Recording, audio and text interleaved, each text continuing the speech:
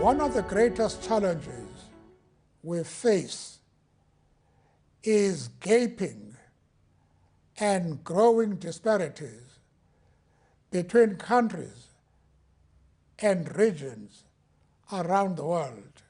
It requires bold and visible action by top leadership at all levels of society. We have to act. We have to act decisively, and above all, we must work together. The answer to turning around the devastating impact of this epidemic lies within us.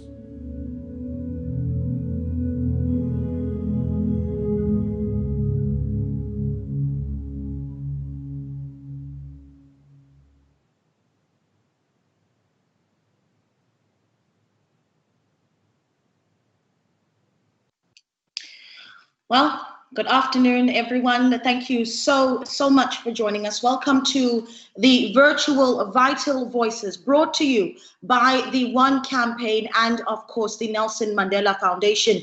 That video there of Data explaining the massive responsibility that we have in upholding his legacy and the work that we have to do to get the continent to where it needs to be.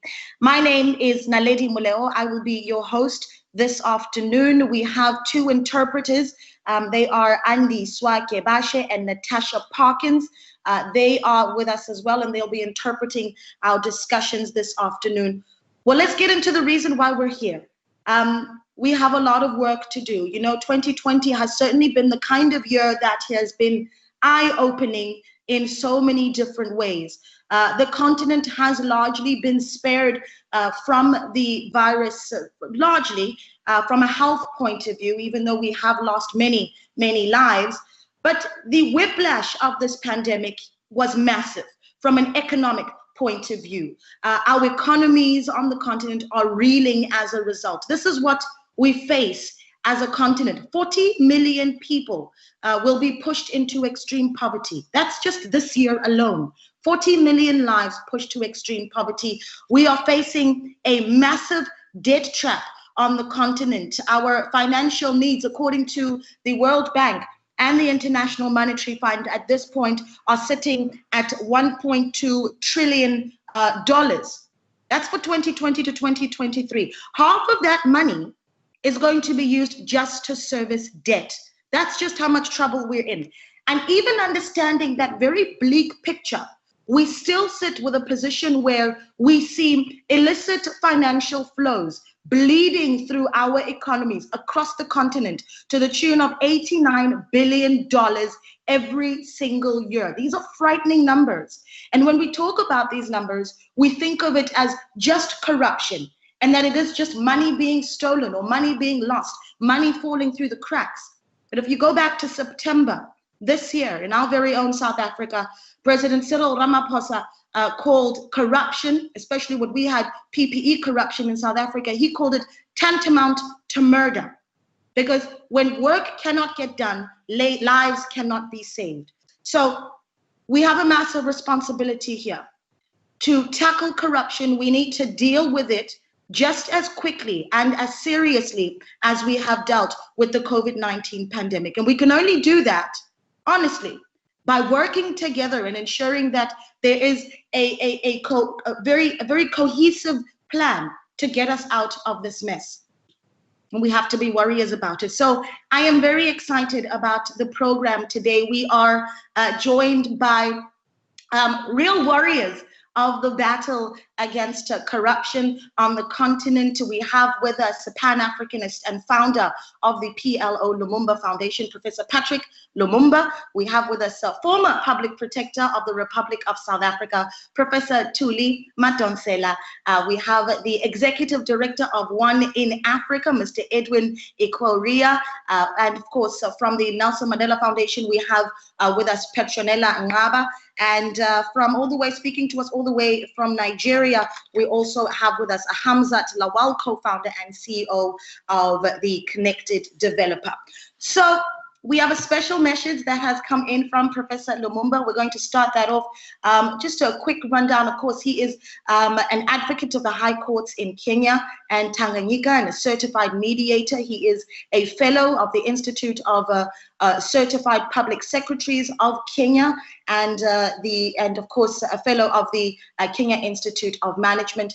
Here's a message that he has sent to us just to kick off the program. Permit me to commence my intervention by acknowledging the Mandela Foundation for organizing today's forum. Permit me also to recognize Mr. Edwin Ikwaria, who is the campaign director, and in the same vein, to acknowledge the presence of a warrior in the fight against corruption, Professor Tuli Madonsela. Many of us recognize that the 9th day of December each year is designated by the United Nations organization as a day for giving prominence to the fight against corruption, and is informed by the realization that corruption does affect the economic, political, and social life of a nation. For those who have long argued without success that corruption is a victimless crime, we now recognize as we walk throughout Africa that our agriculture, our education, our manufacturing sector, our health sectors, and indeed many other sectors are undermined because there are individuals in public office who use their offices for purposes of personal aggrandizement.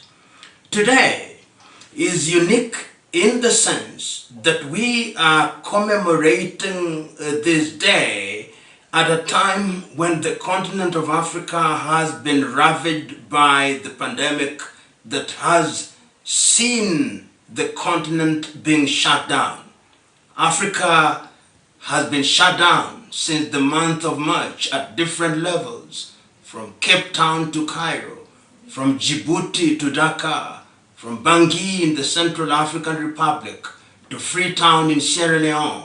And the truth be told, lives have not only been lost, but the economies have been devastated. Begging the question what it is that we can do on an occasion such as this to reignite the fight against corruption. The tragedy of corruption is that it is a cancer in our body politic, and that the many men and women whom we have entrusted with presiding over our public affairs have used their offices for purposes of personal aggrandizement.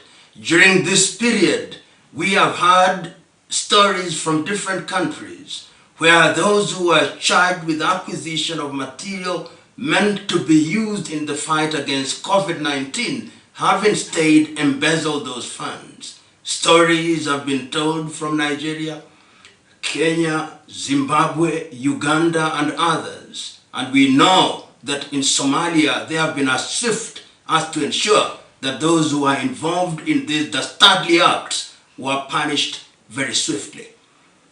The question is, therefore, what can we do? Is it the case that those who are charged with managing public affairs in Africa do not recognize the negative impact of corruption? Is it the case that the African populace, at least the majority of them, condone corruption and therefore are co-authors of their misfortune? Is it the case that we do not have sufficient laws, or that if we have laws, they are honored in breach? The truth be told, in many African countries, we have no shortage of laws. What has grown in Africa is a culture of impunity, so that those who engage in corruption know that nothing will happen to them. We now know, courtesy of extant evidence, that many Africans who occupy public office take their money away to be stashed away in European capitals and other safe havens, and they deprive their societies of the much needed cash. Commentators are now saying that indeed all African economies will shrink. Of course, in order to humor a number of governments, they will say that there is some nominal growth. But a conversation with Africans in the streets of African capitals will tell you that the economies have been devastated. In countries where tourism was the main foreign exchange earner, there have been no visitors worth mentioning. The agriculture sector has been undermined. The oil and gas sector has been undermined. The manufacturing sector has been undermined. The education sector has been devastated. The health sector has been devastated. The net effect is that many tax authorities across the continent of Africa cannot raise sufficient funds to finance the things that ought to be financed for the sake of their countries. We who are assembled here can do two things. Number one, we can intellectualize, we can philosophize, we can moralize, and perhaps there is a case for philosophization, for moralization, and indeed intellectualization. But beyond that, it behooves us to make practical recommendations which will help our governments and our societies liberate themselves from the clutches of this pandemic. What are we going to do to ensure that this pandemic, which I dare say may be with us for a long time, is going to be attacked in a positive manner? How are we going to utilize the resources that we have so that they are available to address our collapsing health sectors? What are we going to do to ensure that we protect our education sector? What are we going to do to ensure that we protect our agricultural sector? And I'm speaking at a time when Africa had declared that the year 2020 would be the year of the silencing of the guns for purposes of ensuring that there is peace and tranquility to guarantee economic growth. Instead, what we have seen is conflicts emerging in different theaters. We know Mozambique is now under constant attack for people who are being described as Muslim insurgents. We know that Ethiopia, which is the seat of the African Union, is now going through a fratricidal war, which involved the central government and one of the regions. We know Sudan is with fragile peace, as is South Sudan. Eastern Congo, we know elections have been held in a number of countries which have themselves brought about instability in Côte d'Ivoire, in Guinea-Conakry, in the Cameroons.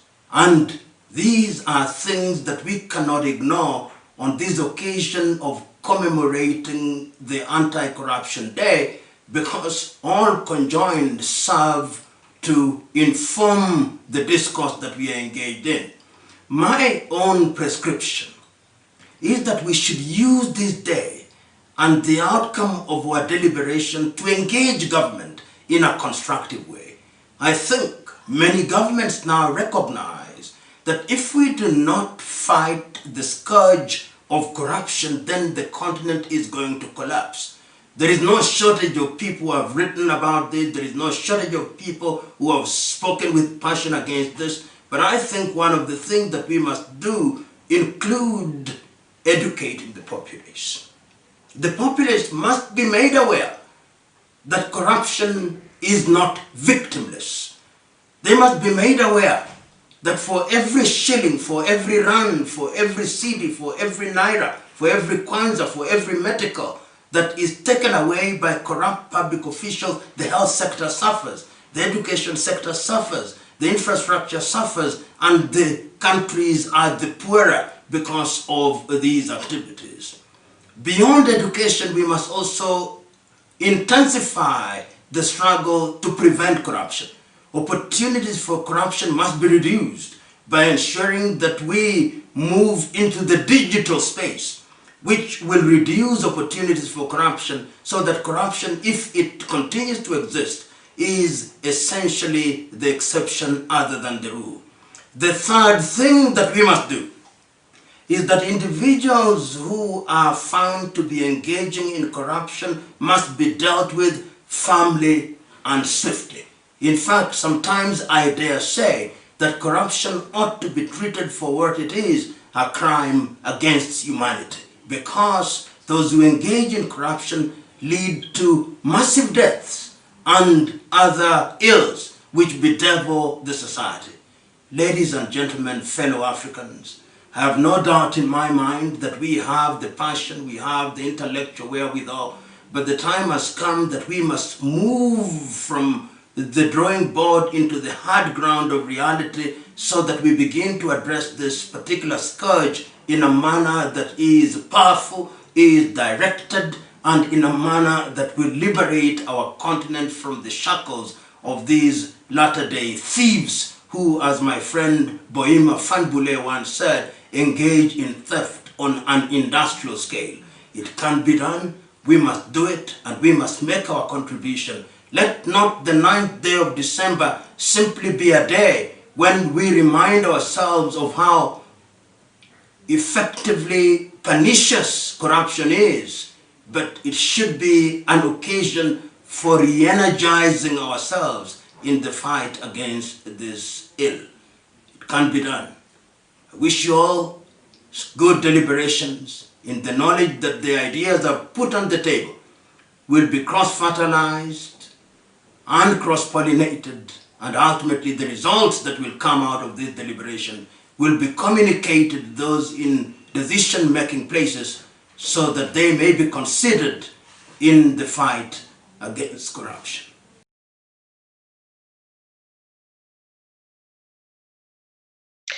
Those are very sobering words that we hear there from Professor Patrick Lumumba, essentially saying that corruption should be seen on the continent as a crime against humanity. And I hope that moving forward as a continent, especially after the lessons learned in 2020, that we'll certainly start to look at it that way. The theme for this talk today is viral corruption during COVID-19 and overcoming the corruption. Today we commemorate International Anti-Corruption Day, and the world observes it, but I think we need this conversation more than ever. A little bit later on, we are going to hear from the executive director of the One Campaign, and of course the former protector, the former public protector, Professor Thuli Madonsela. But before we do that, let's talk to some of Africa's bright young minds. I often say that in dealing with corruption, especially in South Africa, and I imagine it's very similar across the continent, in dealing with corruption, you need to start making it look uncool to young Africans. Because unfortunately, at the moment, we're having very difficult conversations with young people who see it as part of our culture, as what they have to do to become big. So we are going to hear from Petronella Ngaba, who is a board member with the Nelson Mandela Foundation, and of course Hamza Lawal, who is the co-founder and CEO of Connected Developer. Hamzat, I'm going to start with you, my brother, and ask, what is it that your organization is doing to have the conversation around corruption, especially with young people? Thank you so much. Connected Development provides a platform for informed debate using granular data and leverages on technology too. We launched a campaign called Follow the Money. Follow the Money tries to answer where funds are coming from, where they're going to, and most importantly, how judiciously these funds have been utilized. With the award we won from One Campaign in 2017, we're able to accelerate and scale Follow the Money movement, and now have about 8,000 dedicated young people using their mobile phone to collect data, amplify this data, and document grassroots voices using hashtag and running campaign on Twitter and Facebook. For over 8 years, we've built their capacity and effectively tracked over $8 million in grassroots communities. During this pandemic, we've successfully documented and tracked over $200 million, both foreign and government resources that have gone into fighting this pandemic. Brilliant work. Thank you for that, Hamzat. Petronella, if I come to you for a moment, what is the role that we play? I think we talk so much in South Africa about needing to have whistleblowers and needing to have young people that speak out when they see something go missing in their community. A tender is given to someone and the road never gets built. What is our role?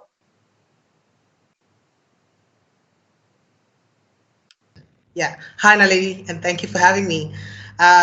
Just a bit of a correction, I'm not a board member at Nelson Mandela Foundation. I work at the Nelson Mandela Foundation, and perhaps that's where I should start before I go into more broadly what I think we should be doing.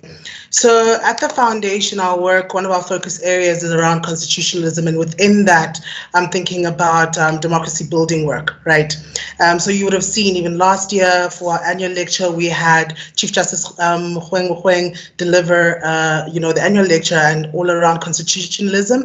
And then this year we had the UN General Secretary talk about social contract. And for us, that is part of the core questions that we need to ask, right? Because corruption undermines the ability for that constitution or South African constitution or that kind of social contract that we have to find expression in society. And also for me, it seems as though when we think about corruption and public discourse, it's often very simplistic in its understanding, and therefore very limited in the ways in which it understands what our anti-corruption strategies ought to be. And that finds its expression to precisely what you were talking about. So in what ways are we actively building strong institutions, right? In what ways are we consciously thinking of what's the kind of social environment that makes corruption conducive and attractive, as you're saying? In what way are we holding ourselves accountable in the ways in which we think of our aspirations, right? Because essentially what corruption is the privatization of public life. So for me, what it will take is for us to firstly have a mind shift around recognizing the ways in which our own private interests are invested in the promotion of public life, right? A sustainable public life. Our CEO at the foundation, Mr. Sello Hatang, often asks us, in what ways are we acting today to ensure that we are in service of those who are not yet born? So for me, the kind of work that needs to happen, as per Professor Lumumba's call with his strong message, is precisely that. In what way are we returning the power to communities? In what ways are we ensuring that we have meaningful participation, citizen participation at all different levels? In what ways are we enacting a system of radical transparency? What does that mean for us? And ensuring that all these ideas, right, all these these institutions actually find expression in societies in ways in which we ourselves can hold ourselves accountable in the same ways in which we hold our leaders accountable. Thank you for that, and apologies for giving you that promotion to board member at the foundation. Professor Della, thank you so much for your response. I wonder if we need to, at some point, talk about how the young generation uses a specific kind of language as well to understand and deal with corruption, right? How often we, and I've seen it across the continent, where young people themselves join the noise that throws mud at those that are in the campaign for anti-corruption, where we demonize our own institutions that are essentially there to help us create that future. Hamzat, is that something that you see in Nigeria as well, where the voices of young people quite often are used to drown out the sensible conversation? Oh, yes. Of course, we've seen a lot of campaigners, using social media tool and making a lot of noise on social media. And in some cases, we get response and reactions from government. In other cases, government goes silent. But what we're now also seeing is a transition from activism to factivism, countering misinformation and disinformation and using social media to amplify information. So factivism have now been able to connect what happens on the ground and the kind of conversation the young people lead on Twitter, on Facebook, and bringing about the kind of change they want to see. And now that we're having conversation around building back better, young people have collectively agreed that to build back better, there must be comprehensive citizen engagement and citizen holding their government to account in utilization of public resources, both at the local level, regional level, national level, and most importantly, international level, as hopefully we get a vaccine that would be distributed as soon as possible. So yes, we're seeing, that conversation, and the fact that during the lockdown, a lot of young people were at home and they didn't really do much. So they saw that as an opportunity to even ask, what the hell is going on? And how am I contributing to the kind of world I want to see? 2030 is around the corner. And this year is a decade of action year. So as young people, they're embracing that decade of action, and they want to see themselves in the center stage, playing the leading role and using data, collecting data and sharing this data with the public, but most importantly, ensuring that decision makers use this data to inform policies and programs that affect them directly as young leaders. Thank goodness for that. Thank goodness for that. That there is that moral drive in young Africans. That I'm telling you, that gives me a lot of hope. Hamzat Lawal, thank you so much for speaking to us. He is co-founder and CEO of Connected Developer, and thank you so much to Ms. Petronella Ngaba, a researcher at the Nelson Mandela Foundation. It's been an absolute pleasure speaking to you. Thank you for your inspirational work. Let's get into the second part of our program now. We are, of course, joined by the Executive Director of the One Campaign, Mr. Edwin Ikweria. He is leading One's advocacy work across the continent. Previously, he was Senior Advisor to the Africa Executive Director with over 19 years experience in the development sector. Thank you so much for joining us, Mr. Ikweria. A good afternoon to you. From South Africa, we are joined by Professor Thuli Madonsela. She, of course, is a former public protector of the Republic, and she is also the law trust she's also the law professor at the University of Stellenbosch. She's founder of the Truma Foundation, an independent democracy, leadership, and literacy public benefit organization. Prof, a good afternoon to you.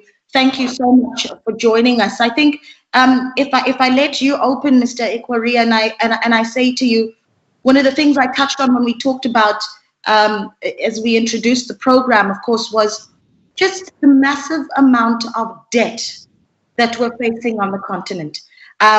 There is this fear that we are going to face a debt trap, and still somehow we're bleeding the little bit of money that we do still have. Just how bad is that situation? Okay, thank you very much for having me today. And again, I want to welcome everybody. Africa is in a dire strait as we speak right now, because Africa is currently spending sometimes as much as 60 to 70% of its revenues to service debt that were accrued over many years, in a way to create development. But as we see right now with the pandemic, almost all of the revenue sources are drying up. Taxes are drying up. Those who rely on oil, the price of oil has gone down. The global economy is, basically came to a standstill. And so all of the revenue sources for African government, most of them are just drying up. But in the middle of that, they have to pay back huge debts that they've accumulated over many years. And so we are in a place where, while we are trying to fight a pandemic, while we are trying to recover, while we are trying to build back, we're trying to find jobs, give social protection for those who are losing jobs during this pandemic. In the same vein, we are losing as much as $89 billion annually. This is an UNCTAD report that showed up this 2020. 89 billion leaving the continent, and this is the contradiction to say, how do we lose so much, from the continent when we are still owing so much to the world? And this is the problem. This is why corruption stands at the center, to say, what are the enabling systems that allow money to flow out of the continent? What you have termed illicit financial flows, when Africa surely definitely needs this money for its own development. So this is where we are, and that is why the systems that enable this is what this conversation really is trying to tackle. The corrupt systems that allows people who are supposed to be taxed, people who are producing here, but they're not providing the kind of tax returns that they should be providing. They're taking this money out into safe havens, where the production is not happening. And then we have people in public office who are also colluding to enable this kind of systems. And Africa is now a net creditor to the world because it doesn't have the resources it needs for its own development. This is the situation we are facing this day. Thank you. Professor Madonsela, let me come to you. Edwin talks about these corrupt systems that we essentially have in the country, and to counter that, you need organized systems and infrastructure as well to counter some of those illicit actions, right? The infrastructure such as Chapter 9 institutions in South Africa and their counterparts on the continent. But I'm going to speak for myself and say that I'm losing confidence in the strength of the institutions that we have, and just how much teeth they have. And they seem to be losing even more teeth as we go. Good afternoon. Do not lose faith, Neledi. I do think that we haven't achieved what we wanted to achieve. But firstly, let me just say happy International Anti-Corruption Day. And I do hope that one day we will, like a colleague I met in 2010 from the Netherlands, be able to say the biggest corruption scandal we had this year was somebody who stole money from a parking meter.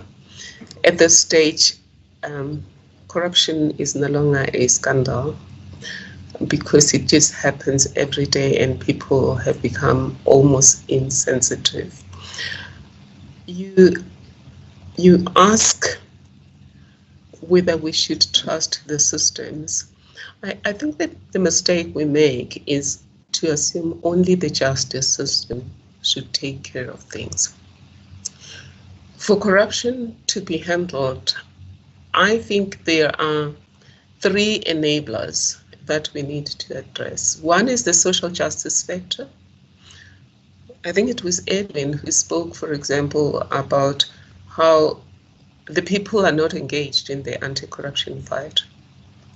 Number one, why should I be engaged when even clean governance is not going to develop my community? Because the country does not have a very clear development strategy that looks at things ground up. So what's in it for me? Worse still, the corrupt do send a few crumbs to the people. And therefore, that's one of the factors that undermine the system. With regard to the institutions, Edwin and Prof. Lumumba spoke about the impact of money on politics. When there's corruption, money is shared between the politicians and the business people outside. And therefore the politicians that we expect to be part of the accountability mechanism, parliamentarians, party bosses where we have proportional representation, are not going to come to the party because the investigation into corruption is going to expose their own behinds. Thirdly, the systems themselves. There isn't enough transparency. We're focusing today on the problems around PPEs, for example, the corruption that has happened when we desperately didn't need it, because we would have expected that compassion for people would prevent anyone from stealing a cent. But just as people stole money after September 11 in America and stole money here for the funeral of former President Nelson Mandela, the corrupt have no principles. But what enables them is the lack of transparency. Imagine if we had a system like that is like the banking system, where it's very clear upfront what have you procured, and anybody can press into the system and know how much has been procured this month, what should we be expecting. We wouldn't discover at the end of the day that the bridge was not built. And you know about that famous joke about an African minister goes to one country and his counterpart says he gets 10% of the money and that's why he's rich. And then the African minister comes and takes 100%. That would be impossible if the systems were transparent. We've got blockchain technologies now that can help us to track whether the goods or services have been provided. Lastly, I think one of the reasons also we're not making progress, we make it an African problem. Corruption has never been an African problem. And even at the UN, the reason they have Principle 10 in the UN Global Compact is because corruption is a global pandemic. It's a silent pandemic. And even African corruption is not African corruption. It's global corruption. Who corrupts African leaders? Who overcharges us? Where do these illicit financial flows go to? If there was integrity in the world, why would a country receive money and keep it if it knows that the money has been stolen? And lastly, for me, it's the accountability factor. That I think we equivocate about justice, we equivocate about accountability. 1 minute we say it's all systems go, nobody's above the law, the rule of law applies, and then suddenly with some people we say different things. If I look at South Africa, for example, one political party has been handling a situation where they were asking themselves, should people step aside? In other words, suspend themselves pending an investigation. They say that's unconstitutional. But these are the people who suspend a poor policeman who scratched a government car on a trip. They don't blink before they suspend. So equivocating, and this whole thing of not really treating everyone as being within the law. And then the last thing I did indicate was the ecosystem factor. If we're anti-corruption, all countries should be anti-corruption, which means the rest of the world should stop having this parasitic relationship with Africa, where businesses from the rest of the world corruptly come here, overcharge here, and take the money out, and then they take platforms and say Africa is corrupt. The world is corrupt, not Africa. Thank you for that, Dr. Very eye-opening. I appreciate that.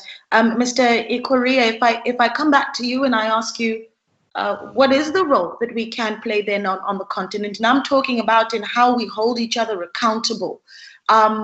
We have regional bodies and regions and discussions, and I wonder if the problem here is that we're afraid to be honest with each other and ourselves on the continent.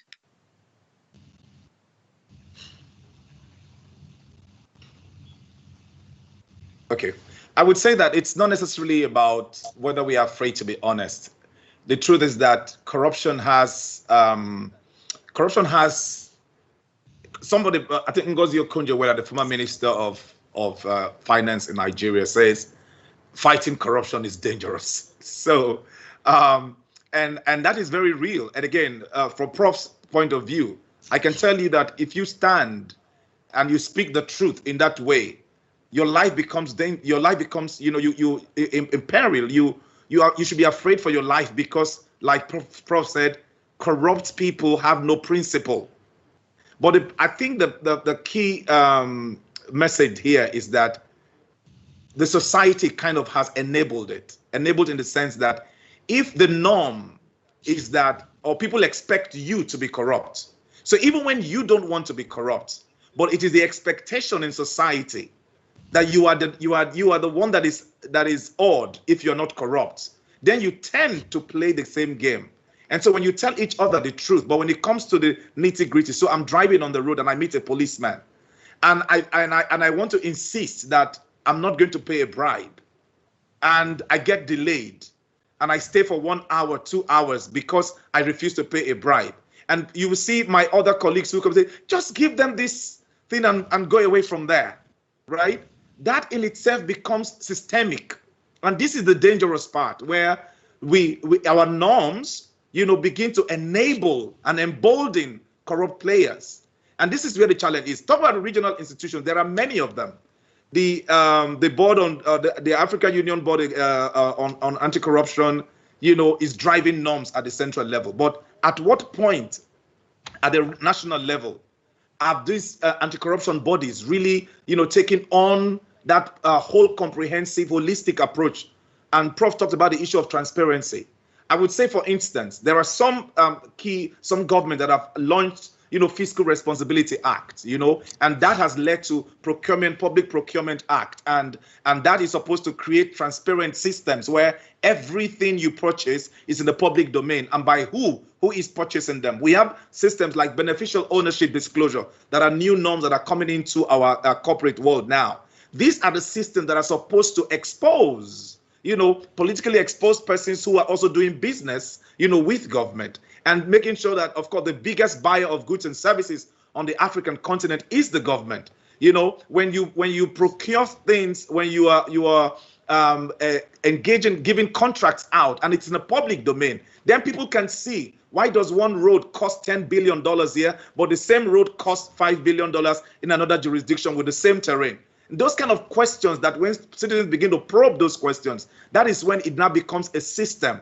I will tell you this, when African countries come together and say it is a year of fighting corruption, the biggest system that was the conclusion in that is that we have to be transparent. And the simple reason is that this trust that you've talked about in institutions has gotten to the lowest ebb ever. Because citizens don't trust the institutions, they don't trust what they say. And the only antidote to that is being transparent. And that transparency in itself is what enables everybody to see, this is what the government got as revenues. This is what they spent it on. This is who got this thing. And that is the only way we will be able to drive a systemic change, that when we tell ourselves the truth, and then we can speak and say that whatever we are discussing, or whatever we are buying, whatever we are procuring, is really for the benefit of citizens, people can truly understand and trust it.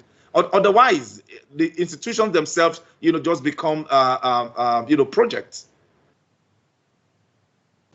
I think we're also at a point, Mr. Ikoria, where it's not just the institutions, and I think perhaps what we're seeing across the continent is that lack of faith in the institution happens because people haven't seen the institutions act. And by that I mean, we haven't seen a leader held accountable for corruption. And the thing is, we don't just need one, we need to see all of them. Now, Prof, you were part of a very interesting conversation in South Africa around how we deal with these leaders. Do we grant them some reprieve so that at the very least we say, let's have an honest conversation about what we've done, which is an interesting thing because I think truth goes a long way. But I wonder if Africans are just too angry at this point, that we want to see the proverbial heads roll at this point. You're right. People are angry. They would like to see heads roll. And I understand people have been waiting for that better life for all for too long. From the moment Kwame Nkrumah promised people that if we end colonialism, your lives will be better. And in South Africa, when we promised people that when apartheid falls, your lives will be improved and your potential will be freed. And it's not happening. And people can see that through corruption, people jump the queue. So they're angry. And I was misunderstood when I suggested that some kind of amnesty should be given. I wasn't suggesting that it should be given to the big fish. I was suggesting that it should be given to the smaller collaborators. Corruption is a system. It is an organized crime. It doesn't happen without a lot of collaborators. And you can then pursue the big guys. And if you don't get the collaborators in the system, you might not nail them It's a very complex crime. I hear people when they say, oh, so-and-so got a peck of chicken or something like that in South Africa. People getting excited about who got what at the State Capture Commission. You still, in terms of the global definition of corruption from Transparency International, it is the abuse of entrusted power for personal gain. So it would mean that you have power, you have dishonestly used it to benefit someone in return for a benefit to yourself or someone close to you. And if you can't prove that, you can prove that I got the benefit, but you can't prove that I gave something in return for that benefit, then we can't nail you. That's where then if we have people in the system, they can show us the emails. If you look at, for example, the Trillion matter, for example, in South Africa, when I was investigating this matter as a public protector, Musilo, who had been CEO of that company, had been in at the thick and thin of things. And she had these emails that were showing that Trillion knew that the Minister of Finance was about to be fired. And there were SMSs that were saying, do this, a guy who's on our side is about to get on the saddle. And you can't get that unless you get it from the people in the system. And therefore, we do need to consider amnesty for the clerks, the administrators in procurement, the policy makers in legislation who can tell us who initiated a particular policy that doesn't benefit the people. We also need to protect whistleblowers. We all say we don't like corruption, but we treat whistleblowers as snitches. I cringe every time I hear that word, snitches, because these days it certainly is being thrown around quite a lot. I mean, that's part of the struggle that I have with the culture around corruption, is that now we have the words, we have the words that scare you if you want to clean things up. Mr. Ikori, I'm going to come back to you and ask you I'm an eternal optimist, I'll admit. If you have, a few stories on where the glimmers of hope really are, right? The conversation we had earlier with Hamzat around young people wanting the facts and wanting to share information on online platforms, that for me is a glimmer of hope, that we want to do the good work, we want to do the Lord's work. Where are those glimmers for you?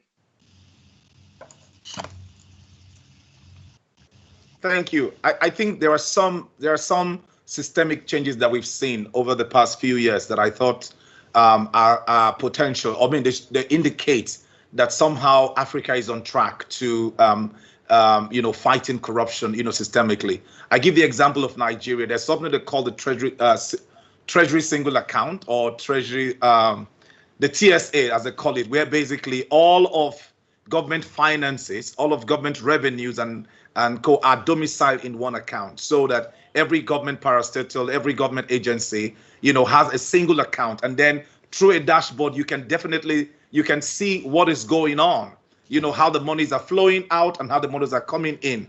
That is one glimmer of hope, where you can consolidate all of your revenues and expenditure through a portal. The only next level will be how that becomes available to citizens, right? And so they created something called the Treasury Portal, where the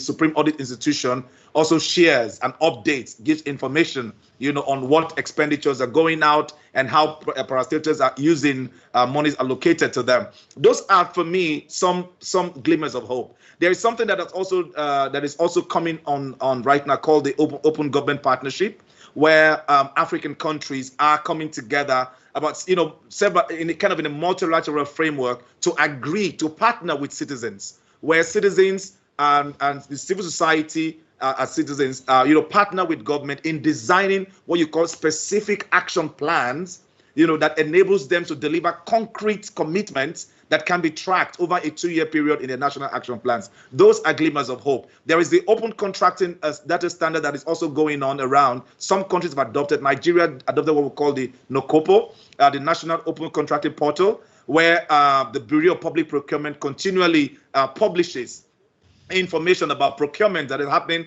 in all the agencies, and people can then, the citizens can go in there to interrogate. Those are glimmers of hope. Those are the kind of systemic changes that we are hoping to see across the continent, where public resources and the way they are managed and the way they are utilized is available in the public domain. Budget data, the timely publishing of budget data, timely publishing of expenditure data, so that it's not just what is allocated, but also what is expended.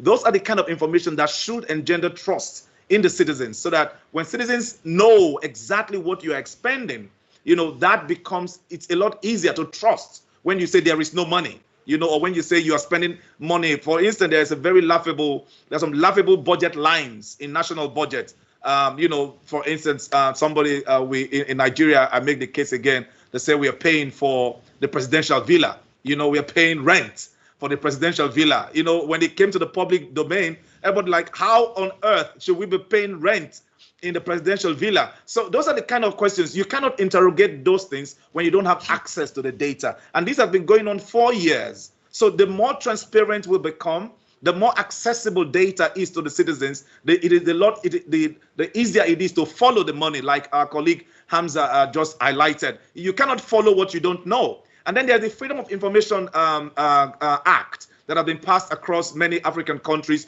that allow citizens to really ask or request for this kind of information. But the extent to which that is being implemented itself is also, has varying, level of satisfaction. But at least these are glimmers of hope that if you implement those, if you go further down, if these are taken to logical conclusions, it could really help expand the landscape for fight corruption on the continent.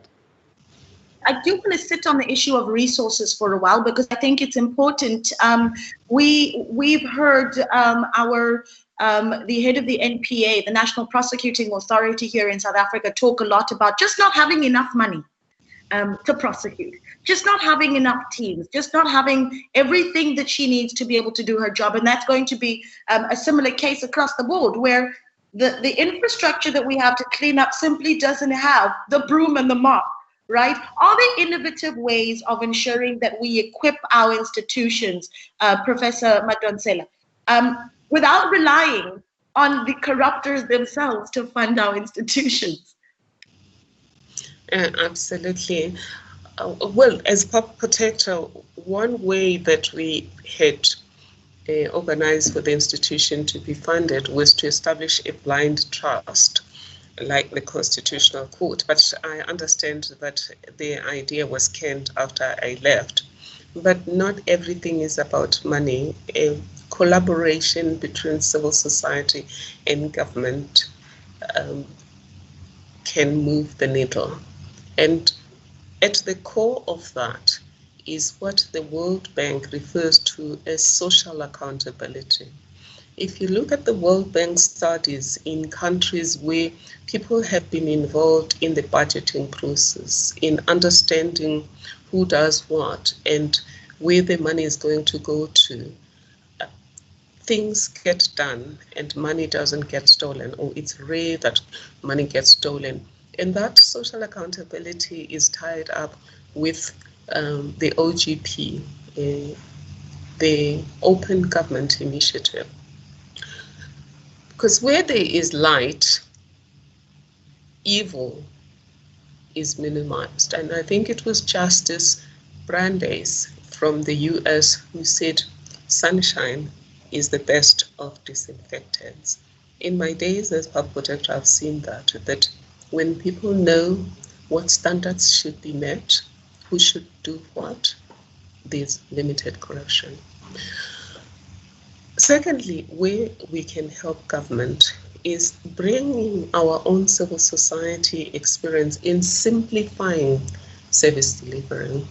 My colleague mentioned earlier, for example, that when the system is complex, whether you're trying to get an ID, driver's license, or a license, and a person can send you from pillar to post, people take the shortcut and they pay the bribe, which then contaminates the system, because then everyone pays the bribe, and then it becomes a question of who can pay the highest bribe.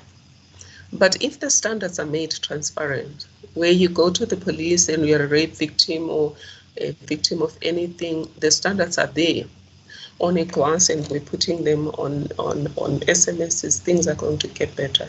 So what would I say going forward? Where can we assist from civil society to make things better? It's social accountability, using technologies, innovative technologies such as blockchain, etc., to simplify service delivery, standardize services, and also make everything transparent. But the last thing I do insist, guys, is that if we don't make progress on social justice, we'll never make progress on corruption. Because if we want to make the anti-corruption movement fashionable, we need everyone on board. So one glimmer of hope, for example, is that young people are getting into the anti-corruption movement in larger numbers. There's always been young people, but we're getting larger numbers. But we need a tipping point of them, if I were to use Malcolm Gladwell's language, that we need a tipping point where it's fashionable to be part of the anti-corruption movement, where people can make a link between that 50 trillion, I mean, the Mbeki report said that in the last 50 years, Africa had lost 1 trillion plus in illicit flows. And some of it is not just this poor pricing, it's just people stealing money and putting it in Swiss banks and other banks. And 50 billion a year. If people can, if every Gogo Dlamini out there can make a link between not having schools, not having hospitals, not having bridges, not having roads, and everything that is going wrong with corruption, we'll get more of them into the system. But if also they can get the assurance that if we do collect this money, it's not going to improve the lives of the elites only, it's going to improve their lives as well. They're going to be part of the movement. But I'm very certain, like you, I'm an eternal optimist.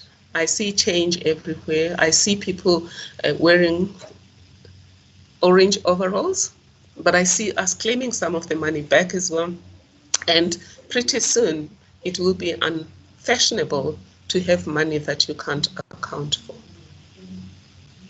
Thank you for that, Prof. And I think that is where I will release you. And I really thank you for those last few comments as well around every Gogo Dlamini understanding the impact of what corruption does in her life and in her community. Because essentially, what that does is it gives us a call to action. It says, let's have more of a conversation around it in our little spaces. So when that street is not built, or that building isn't built, or that work isn't done, we speak about it and we're not afraid to. Mr. Ikweria, I think I've got about a minute, but I'd love to get your call to action then as we wrap up. Thank you for this opportunity to give a call to action. I think the main call here is, first of all, the word is integrity. You cannot be serving the public without integrity. If you don't have integrity, do not seek public office. That is number one. The other part is that if we do not work together to end this bleeding of the continent, we will continue to look to the outside world for help. But help is not coming unless we decide to help ourselves. Finally, is that it is transparency is the antidote of corruption. The more transparent we are, the better the systems to fight corruption, and the more trust we can have from citizens to be able to do that. So I really want to thank everybody. Prof, I thank you so much for joining this panel today, and I thank you for a fantastic moderation as well. Thank you so much. That is Mr. Edwin Ikweria. He is the Executive Director of the One Campaign. Thank you as well to Professor Thuli Madonsela, former Public Protector. We really thank Professor Patrick Lumumba as well for that sobering video that he shared with us. And of course, our young, brilliant minds, Petronella Ngaba, researcher at the Nelson Mandela Foundation, and Hamad Lawal, the CEO and founder of Connected Developer, doing wonderful work. Thank you so much to everyone who tuned in and for joining us. Keep the conversation going. As Professor Madonsela says, we cannot get rid of the darkness if we do not add light, and light comes from talking as much as possible. I hope you all have a wonderful afternoon. From myself, the One campaign, as well as the Nelson Mandela Foundation, have yourselves a wonderful day.